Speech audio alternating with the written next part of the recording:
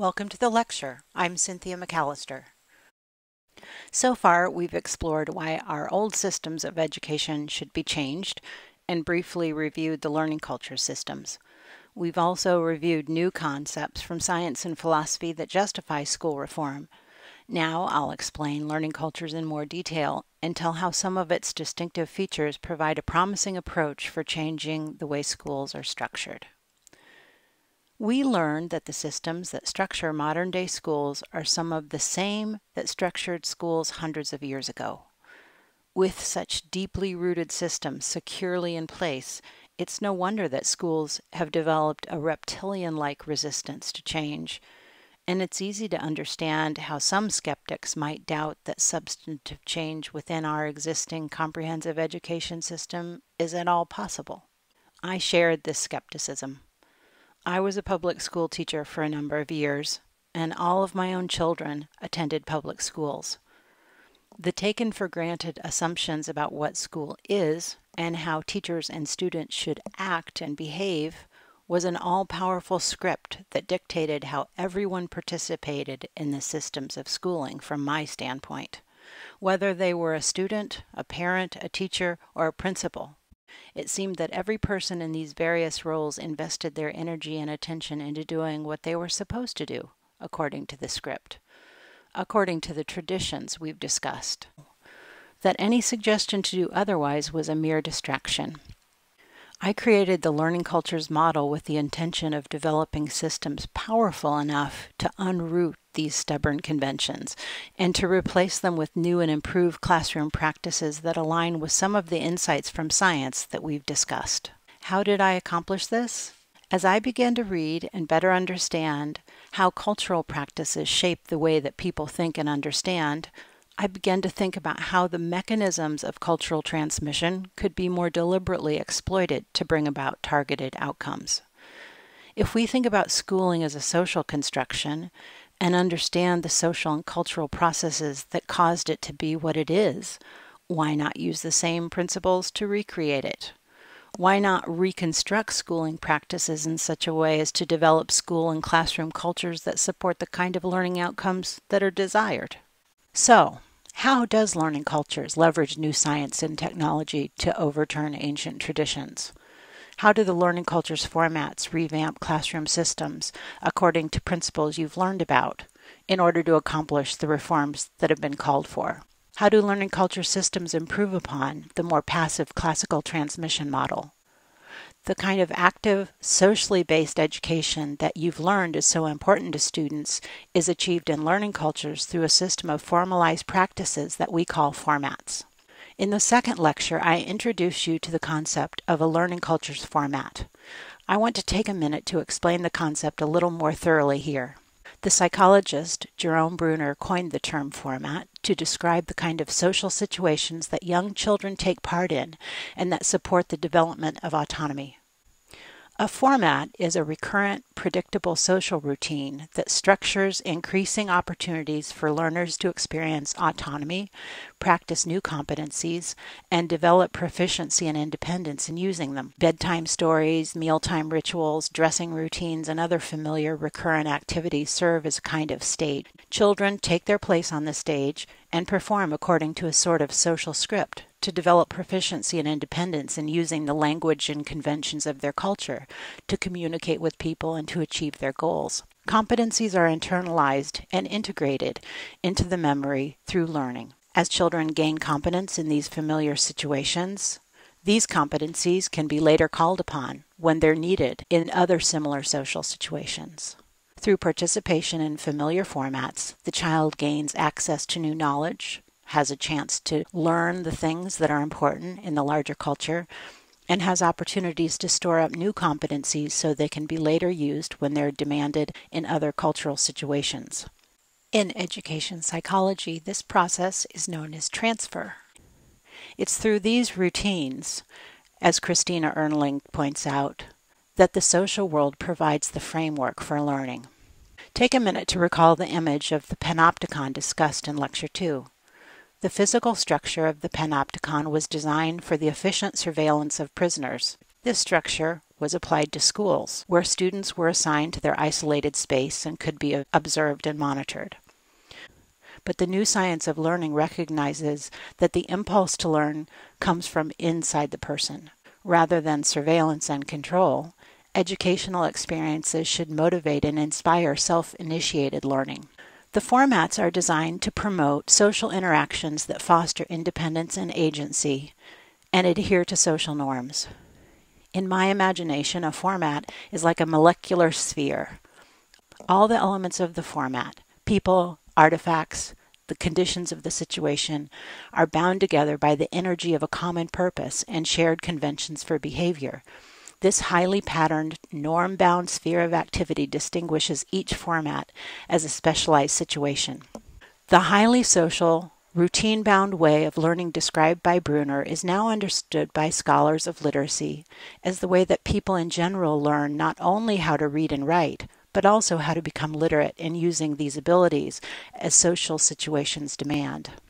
David Olson explains that literacy is, quote, more than just reading or writing.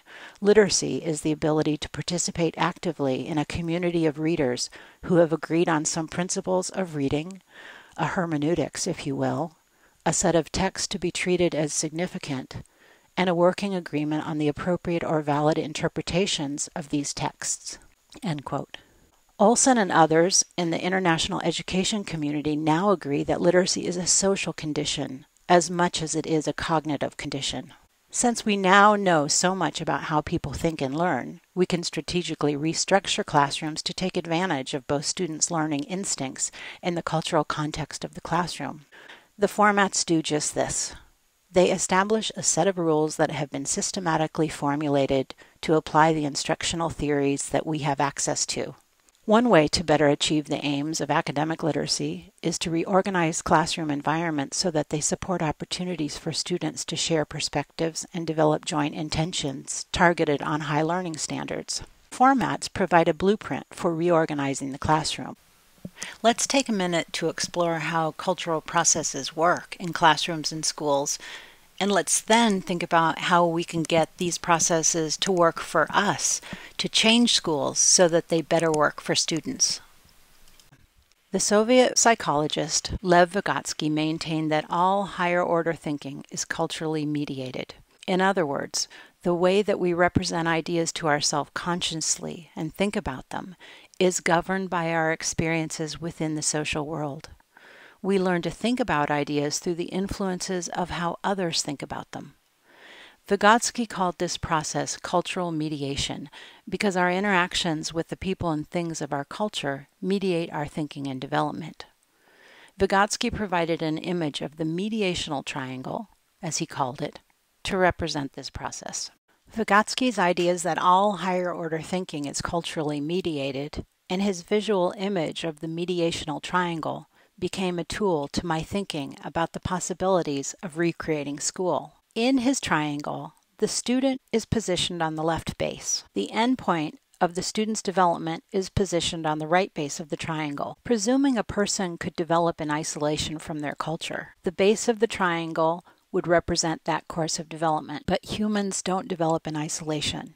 They're social beings, and their development is influenced by the interactions they have in their social environments with the artifacts of their culture. The artifacts of these interactions are represented in Vygotsky's mediational triangle by the upper point, and the course of development that one takes through these culturally mediated situations and interactions with artifacts takes one from the starting point through the course of mediated development, represented in the top of the triangle, to the end point. This course of development is mediated by one's interactions with their culture. The notion of mediated development became a liberating idea for me. Endpoints, it seemed obvious, could be influenced by the way that social situations are created. This helped me think about new ways of thinking about the structures of school. According to my thinking, we could achieve desired endpoints through a deliberate process of adjusting students' interactions with the artifacts of their learning and the social situations in which learning takes place.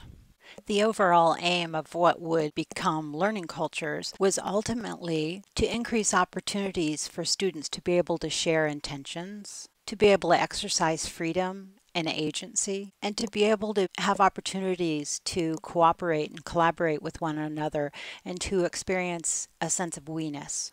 In my work, I use the triangle as a way to help teachers understand the power they have to influence students' learning through a process of adjusting the conditions of their students' interactions within the classroom environment. At the Jacob Riis School, where learning cultures was first piloted at a school-wide level, the triangle became something of an inside joke. After presenting the diagram of the mediational triangle, I'd often reference it with a symbolic hand signal. For me, this symbol signifies the power of thoughtful action over the bonds of tradition. When you look at the rubrics, you're seeing these ideas put to use. I stage school reform and restructuring by first identifying desired outcomes or endpoints and then specifying through the indicators of the rubrics where your fingers join at the top of the triangle the artifacts and interactions that bring desired endpoints about. You can think of it this way: the indicators on the rubric, they shepherd mediated development that result in endpoints for students that we desire. So how do we use the formats to guide learning? This diagram will help illustrate how the Learning Cultures classroom is structured to mediate targeted development. First, the class period, usually lasting 60 to 80 minutes, is organized into what we call an activity block. The period begins with a short 10-minute lesson. Students then move into work time. A number of formats take place during work time. The formats can occur in any order, but to summarize the work of work time, each day the teacher conducts 2 conferences. It's known as a content conference in all classes except for writing, where we call it a writing conference. Students meet during work time in cooperative unison reading groups for about 20 minutes. They also meet with their responsibility teams if they've scheduled time together. Work time is also when teachers provide targeted instruction in small groups. Students also utilize work time for their own independent endeavors. The activity block concludes with a share. It's called a writing share in writing classes and a content share in all other subjects. The writing conference and writing share should be spaced at least 1 week apart so that the student has opportunity to apply feedback from one sharing opportunity to the development of a draft of writing, which could be shared at the next. But the content share and learning conference are companion practices and take place on the same day for the student participant.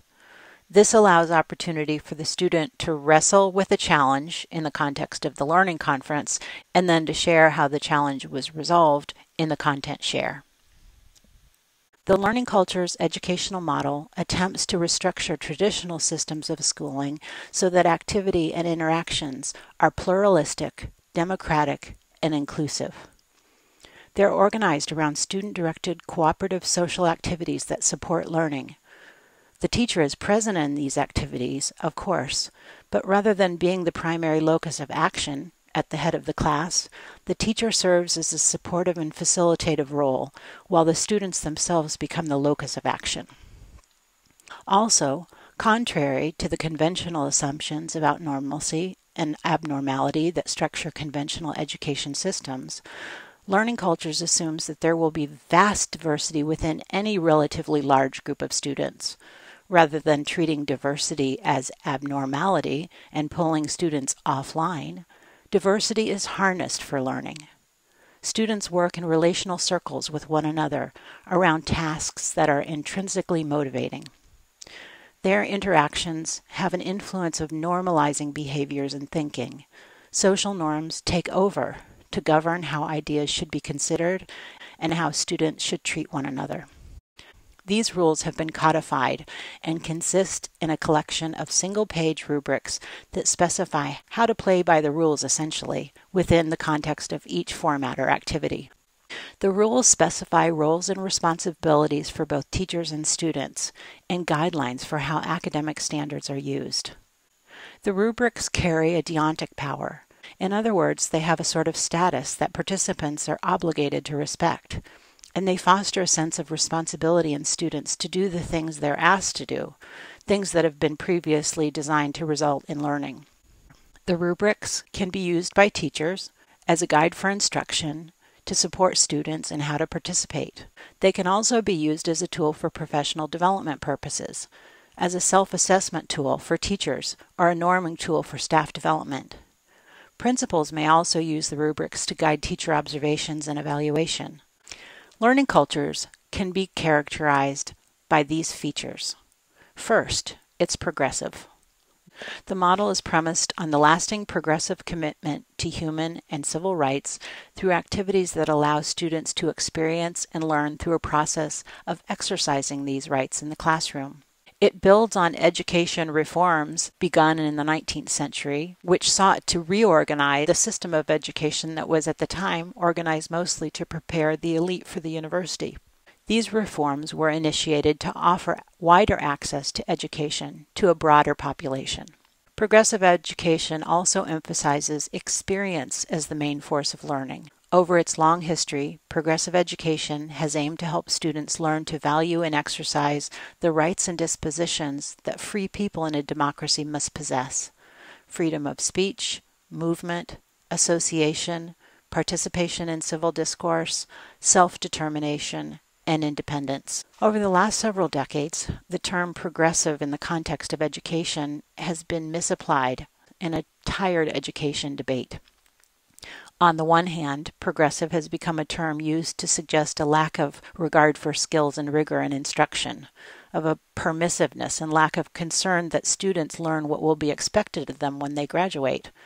The term progressive indexes an approach that honors student choice about what they do in school and the need for students to like what they do, but at the same time dismisses the need to hold students accountable to meeting learning standards established in broad society. If the original meaning of progressive is used, the one that's been used in education since the 19th century, the term progressive should be understood as a process that honors both student subjectivity and accountability to high learning standards through an emphasis on democracy, social responsibility, equity, lifelong learning, social learning through cooperation and collaboration, and experiential learning. Human and civil rights have become global standards for social progress.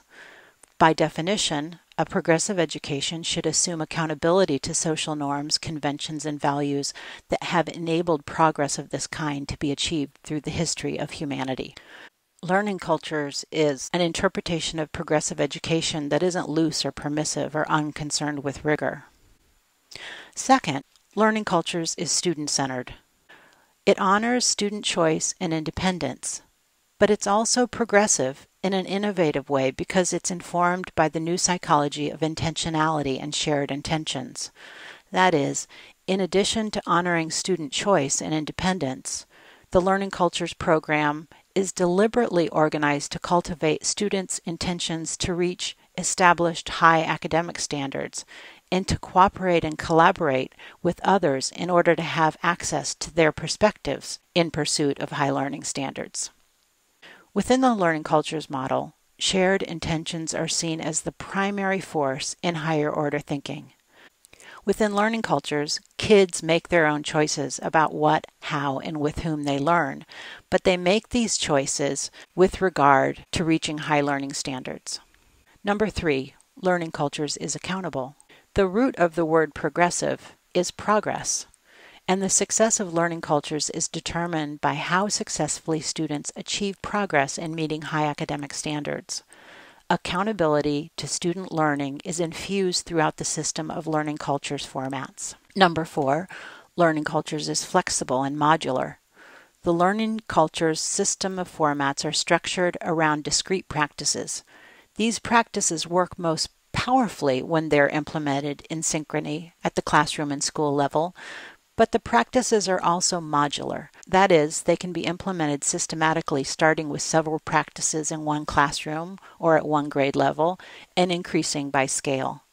They can also be implemented in formal or informal educational settings in any grade or subject area. Finally, learning cultures is social. It's based on the widely accepted understanding that higher order thinking is fundamentally social and cooperative in nature. This understanding has expanded from viewing literacy, for example, as a simple process of acquiring reading subskills, to literacy as a pluralistic, dynamic social process. This latter understanding is endorsed by the international community, where there is now a consensus that literacy instruction, rather than being narrowed to a concern with mastery of basic sub-skills, should have broader aims.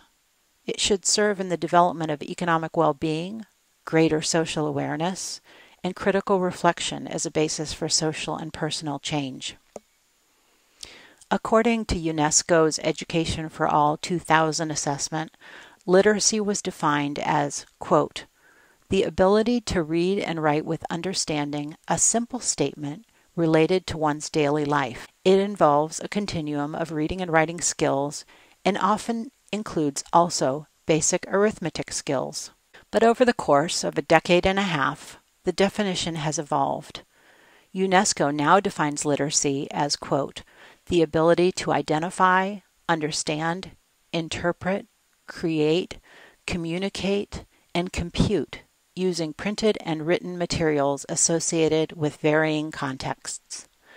Literacy involves a continuum of learning in enabling individuals to achieve his or her goals, develop his or her knowledge and potential, and participate fully in the community and wider society, end quote. So how do the systems and structures of learning cultures innovate the educational process? The focus on social practices within learning cultures, as opposed to knowledge transmission, achieves the goal of innovation in several important ways. First, it's economical. Achieving learning aims through changes in social practices at the classroom level is much less expensive than classical transmission. In the latter, curriculum for each subject, at each grade level, for each ability level, must be purchased or developed. Teachers must be trained, and time and human resources must be allotted for transmission and student practice. At the Jacob Riis School, where Learning Cultures was piloted, the literacy curriculum and professional development budget was cut by $500,000 over 4 years, as costly skills-based intervention programs and technical support for skills-based curriculum development could be eliminated. Next, Learning Cultures is streamlined and scalable. Because it's a social practice approach to instruction that relies on the same limited set of activities in all classrooms at all grade levels and subject areas, teacher training is streamlined. It's cohesive and systematic across classrooms. Also, since all teachers are observed and evaluated according to similar criteria of implementation, the model is highly scalable and manageable. Next, it's adaptable. The Learning Cultures program is adaptable to the range of needs of students and teachers. Individual teachers can use components of the model to implement changes in a gradual manner in their classrooms. Schools can implement the model on a full-scale basis or phase in the model by grade, subject, or classroom. Formats can be implemented one at a time or all at once.